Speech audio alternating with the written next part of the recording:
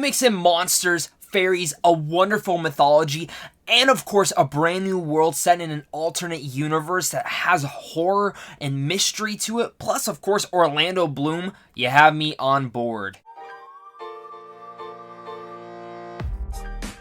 What's going on, everyone? Welcome to a brand new television review for you guys today. Today I'm going to be going over Amazon Prime's new show, Carnival Row. This is their season 1. It premieres this week, and Amazon Prime has been killing it very secretly when it comes to shows. I mean, they have The Marvelous Miss Maisel, which is excellent. They have Man in the High Castle, which is amazing. You also have The Tick, The Boys, and now Carnival Row. And Amazon Prime, again, like I've said, they're killing it very secretly on this streaming service that not a lot of people have been diving into yet when it comes to the mainstream of all the streaming services, which you definitely should. Almost every single person has a Prime account, so what are you doing? When it came to Carnival Row, I was kind of looking forward to this series because of the cast. You have Orlando Bloom and Cara Delevingne. Now, those are two unique casts, and even though Cara Delevingne I've never been the biggest fan of until Valerian, she was easily the best part about that. I like the charisma that she brought to that role, and I was looking forward to see if she could do that in a 9-episode series in here. Plus, when you have Orlando Bloom, which I haven't seen the guy in a lot lately, but I've been a big fan of him from the Pirates of the Caribbean series, and I wanted to see him in again, something that he can really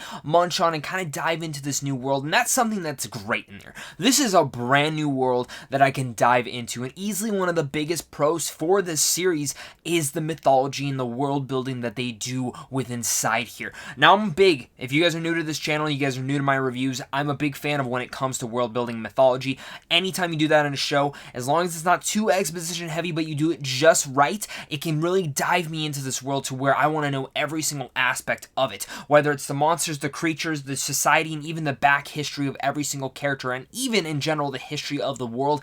I want to see that and know it, and that's what Carnival Row did so well. There are so many fantastical elements in here, so many different elements that you kind of learn throughout, but there's so much more that I know that is inside this world that I cannot wait to learn in further seasons. Who don't know what the series is about, it is about a human detective and a fairy who rekindle a dangerous affair in a Victorian fantasy world where the city's uneasy peace collapses when a string of murders reveals an unimaginable monster. Unimaginable monster is insanely creepy looking and really very well done within the horror manners of when this monster comes into play. There's a lot of elements of H.P. Lovecraft, which I've been kind of a big fan of the last couple of years, kind of diving into that whole lore. But this is kind of what's cool about the series. Now, when I mention these two next movies, understand this, I know they're not the best movies, but I enjoy them for what they are because I like the world and kind of just the aspect of it. And of course, when I was younger, I kind of got into these movies, and that's Van Helsing and the League of Extraordinary Gentlemen.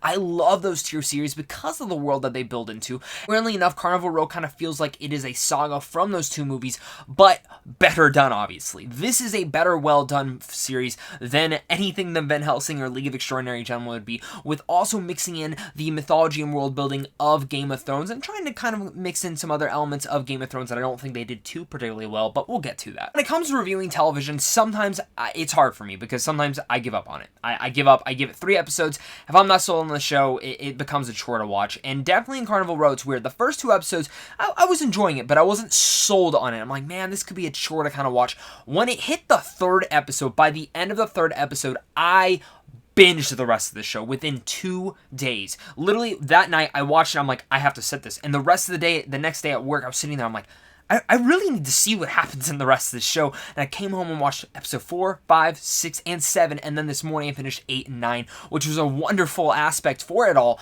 But again, Carnival Row does such a good job of getting you into this world and sucking you in, but not wanting to let you go. So when you have the likes of Orlando Bloom in here being one of the series regulars, he is excellent in this role as this detective and is pretty much one of the main characters in here. And his relationship with Cara Delevingne, while I know I've already seen some things where people are like, well, isn't their age difference a little bit too much?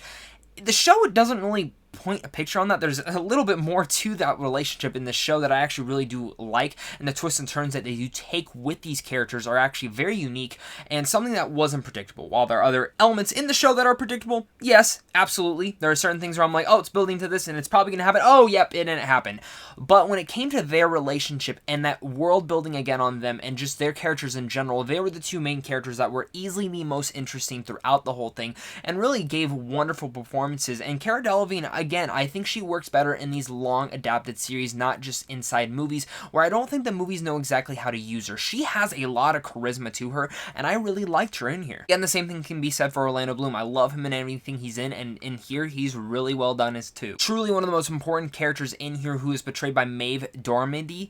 I really didn't know how to feel about her character at first, but as the show progressed, I actually really liked what they did with her story arc. She portray Fife, and she really kind of dives into and going into this world of where and how does this world react to society in general against maybe other creatures in here, and maybe even creatures who people aren't known to be rich. When I talk about Carnival Row, I've been kind of alluding that there are a couple elements in the show that I didn't think work perfectly, and the few elements of the show that do not work perfectly, and I think if in the second season they do not focus on these items, I think it could make for a more cohesive and better story. It is the politics, but sadly the way that the show ends, even though it does end in a very nice manner, I love when shows end and it's like, okay, like if I never got another season, I would be kind of fine with it, because it ended in a nice way where it's like, it felt like a 9-hour movie that I just watched and kind of dived into this world. But they do leave it open in a couple strings, and sadly enough, I think the way that they're taking the show, I kind of hope they kind of divert away from it, and hopefully I'm wrong on this, because easily the weakest part of the first season was the politics. There is a lot of politics talks in here, and it's not like it's horrible. Like, I've seen shows where it just got awful. And here it's just the least interesting thing going on.